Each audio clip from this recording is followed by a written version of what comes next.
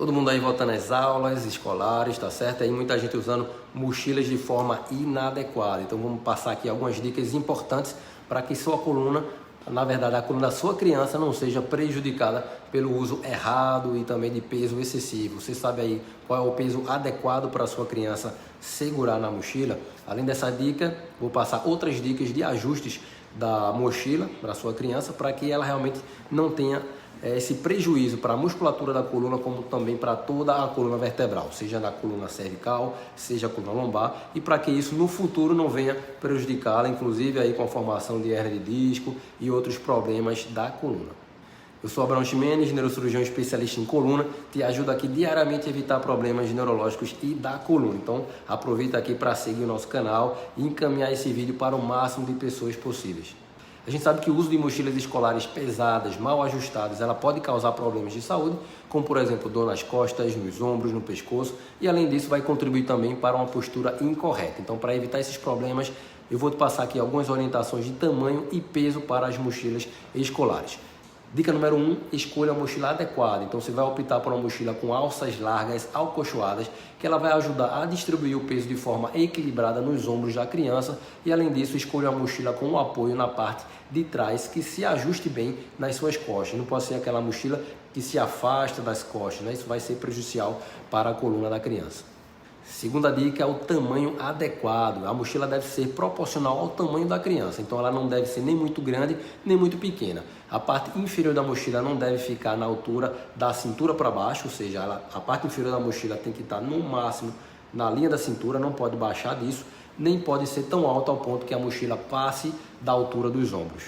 Terceira dica em relação ao peso recomendado, tá certo? Que é um dos pontos mais importantes. Então o peso da mochila não deve exceder de 10 a 15% do próprio peso da criança. Então, por exemplo, se ela tiver aí uns 30 quilos, a mochila não deve exceder de 3 a 4,5 quilos.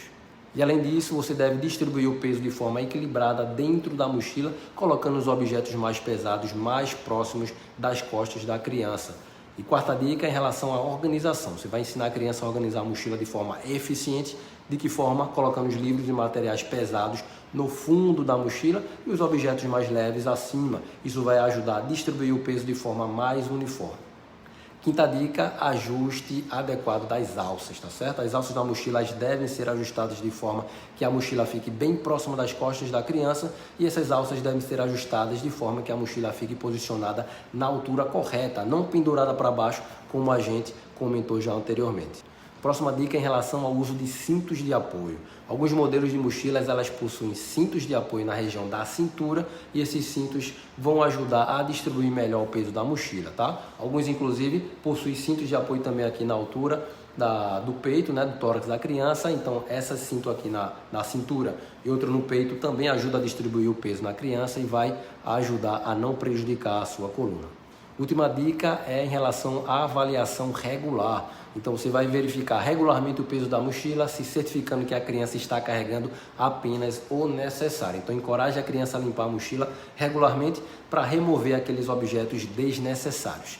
É importante lembrar que essas são apenas orientações gerais. Cada criança é única, vai ter suas necessidades específicas, tá? Mas se você tiver alguma preocupação em relação a isso, a criança tem uma dor na coluna que não está melhorando, mesmo ajustando, mesmo fazendo essas orientações, eu acho que é interessante procurar um fisioterapeuta ou também um especialista em coluna para fazer essa avaliação.